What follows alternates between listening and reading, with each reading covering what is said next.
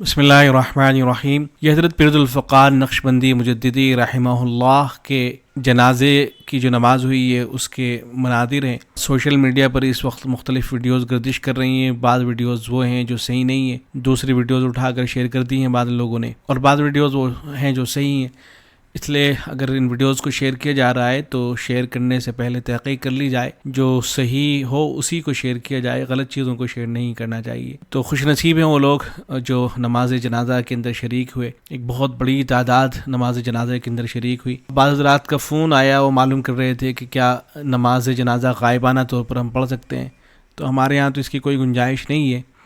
دیگر ائمہ اس کی اجازت دیتے ہیں، لیکن ہمارے یہاں غائبانہ نماز جنازہ کا کوئی تصور نہیں ہے۔ بس اب تو حضرت کے لیے ایصال ثواب کیا جائے، اور حضرت اپنا جو علمی ورثہ چھوڑ کر گئے ہیں، اپنے پیچھے جو کتابیں چھوڑ کر گئے ہیں، ان سے استفادہ کریں۔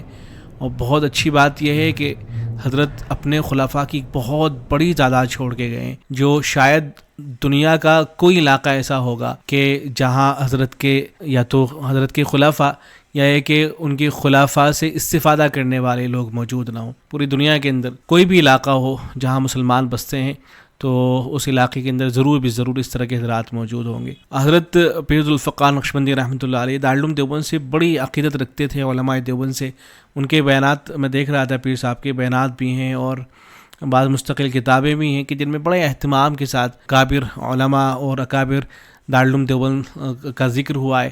بلکہ ایک جگہ تو انہوں نے اس بات کو ذکر فرمایا ہے، جس بات کو حضرت شیخ الاسلام مفتی تقی عثمانی دامت برکاتہم العالیہ بھی فرمایا کرتے ہیں کہ جہاں کہیں بھی دنیا کے کسی بھی حصے میں جانا ہوا ہے، وہاں ہم نے دیکھا کہ دارالعلوم دیوبند سے بلا واسطہ استفادہ کرنے والے یا بالواسطہ استفادہ کرنے والے وہ دنیا کے ہر کونے کے اندر آپ کو مل جائیں گے۔ چنانچہ ایک حضرت کا بیان ہے علماء دیوبند کا تاریخی پس منظر اس عنوان سے، تو اس میں حضرت نے یہ باتیں ارشاد فرمائی ہیں کہ اللہ رب العزت نے اس عاجز کو دین کی نسبت سے دنیا کے 40 سے زیادہ ملکوں میں سفر کرنے کی توفیق ملی ہے۔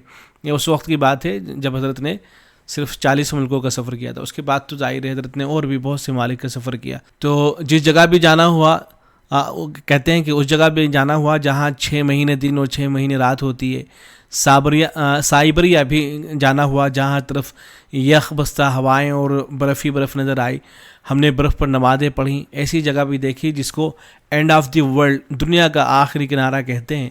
حکومت نے یہ بات وہاں لکھی ہوئی ہے کیونکہ جون کے مہینے میں ایک دن ایسا آتا ہے کہ جب وہاں پر تقریباً 1 لاکھ سیاح اکٹھے ہوتے ہیں۔ وہاں پر ایک دلچسپ منظر یہ ہوتا ہے کہ سورج غروب ہونے کے لیے سمندر کے پانی کے قریب آتا ہے اور غروب ہونے کے بجائے دوبارہ طلوع ہونا شروع ہو جاتا ہے۔ اس لیے دنیا کے سائنسداں اس جگہ کو دنیا کا آخری کنارہ کہتے ہیں۔ افریقہ کے جنگل بھی دیکھے اور امریکہ کی دنیا بھی دیکھی، لیکن ایک بات عرض کر دوں کہ یہ عاجز جہاں بھی گیا، آبادی تھی یا جنگل تھا، پہاڑوں کی چوٹیاں تھیں یا زمین کی پستیاں تھیں، وہاں پر دارالعلوم دیوبند کا کوئی نہ کوئی روحانی فرزند بیٹھا دین کا کام کرتا نظر آیا۔ دارالعلوم دیوبند کو اتنی مقبولیت حاصل ہو چکی ہے۔ ایسے ہی علماء دیوبند کی جو خوبیاں ہیں اور خصوصیات ہیں ان کو ذکر کرتے ہوئے حضرت پیر صاحب فرماتے ہیں کہ علماء دیوبند کو اللہ رب العزت نے چند نمایاں صفات عطا فرمائی ہیں، خوبیاں عطا فرمائی ہیں، اور پھر حضرت نے نمبر وار ان کا ذکر کر رکھا ہے۔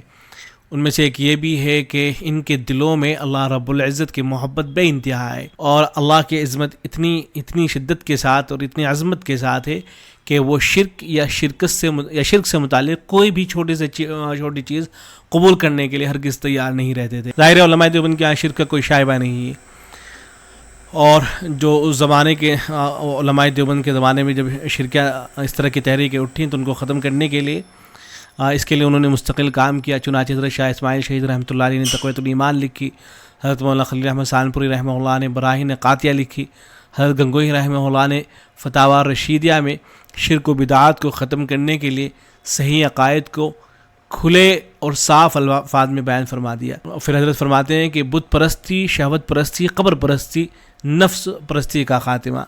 یہ وہ حضرات تھے علماء دیوبند، یہ وہ حضرات تھے کہ جنہوں نے اس دنیا سے بت پرستی، قبر پرستی، نفس پرستی، شہوت پرستی، ہر قسم کے غیر کی پرستش کو ختم کر کے ایک خدا پرستی کی تعلیم کو عام کیا اور دنیا میں تعلیم کو عام کر کے دکھلایا۔ اور ایسے ہی فرماتے ہیں حضرت پیر صاحب رحمۃ اللہ علیہ علماء دیوبند کے علمی خدمات کے عنوان سے کہ حضرت مولانا قاسم نانوتوی رحمۃ اللہ علیہ وہ آریہ سماج جو تحریک تھی اس کے خلاف حضرت نے جو کام کیا اور اس کا جو طوفان تھا اس کو بند کیا.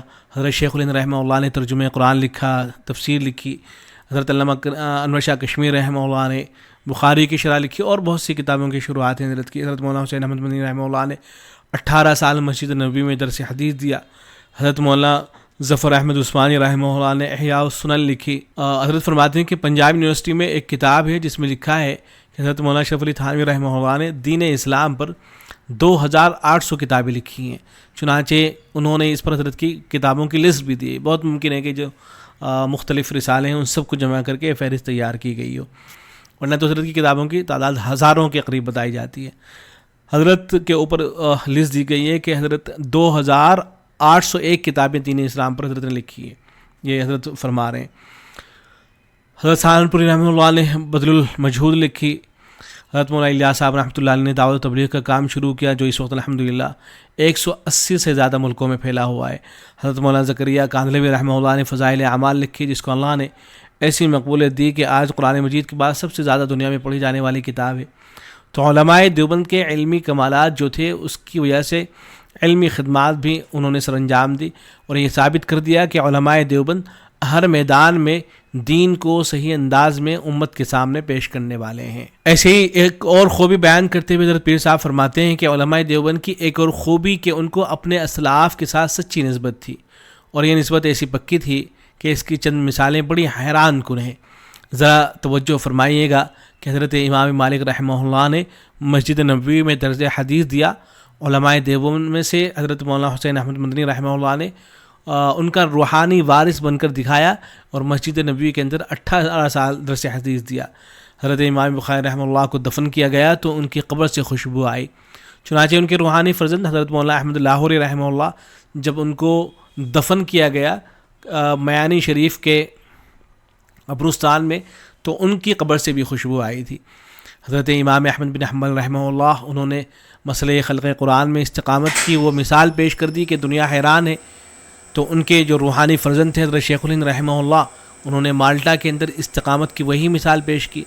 چنانچہ جب ان کو فرنگی سزائیں اور ان کو راتوں کو ان کو سزائیں دیتے تھے تو بے قرار ہوتے. ان کے جو مریدین تھے شیخ سے عرض کرتے کہ حضرت کوئی ایسی بات فرما دیجئے کہ جس سے آپ کو سزا نہ دے، تکلیف نہ پہنچائے. مگر شیخ الہند رحمہ اللہ فرماتے کہ ہرگز نہیں. ایک مرتبہ 2-4 شاگردوں نے مل کر سب کے سب نے عرض کیا کہ حضرت اب تکلیف ہم سے نہیں دیکھی جاتی، آپ کوئی ایسی بات فرما دیں. آخر امام محمد رحمہ اللہ نے کتاب الحیل لکھی ہے، کوئی حیلہ کوئی معنی لفظ استعمال کر لیجئے تاکہ آپ کو تکلیف نہ پہنچے. تو اس وقت حضرت شیخ الہند رحمہ اللہ اٹھ کر بیٹھ گئے، فرمانے لگے حسین احمد مدنی تم مجھے کیا سمجھتے ہو؟ میں روحانی بیٹا ہوں حضرت بلال کا، میں وارث ہوں حضرت خبیب کا، میں روحانی بیٹا ہوں بی بی سمیہ کا، میں روحانی بیٹا ہوں امام مالک کا، میں روحانی بیٹا ہوں امام احمد بن حنبل کا. یہ لوگ میرے جسم سے جان تو نکال سکتے ہیں لیکن میرے دل سے ایمان نہیں نکال سکتے. شاعر نے ان الفاظ میں اس بات کو بیان کیا ہے کہ حالات کے قدموں میں قلندر نہیں گرتا، ٹوٹے جو ستارہ تو زمیں پر نہیں گرتا. گرتے ہیں سمندر میں بڑے شوق سے دریا، لیکن کسی دریا میں سمندر نہیں گرتا.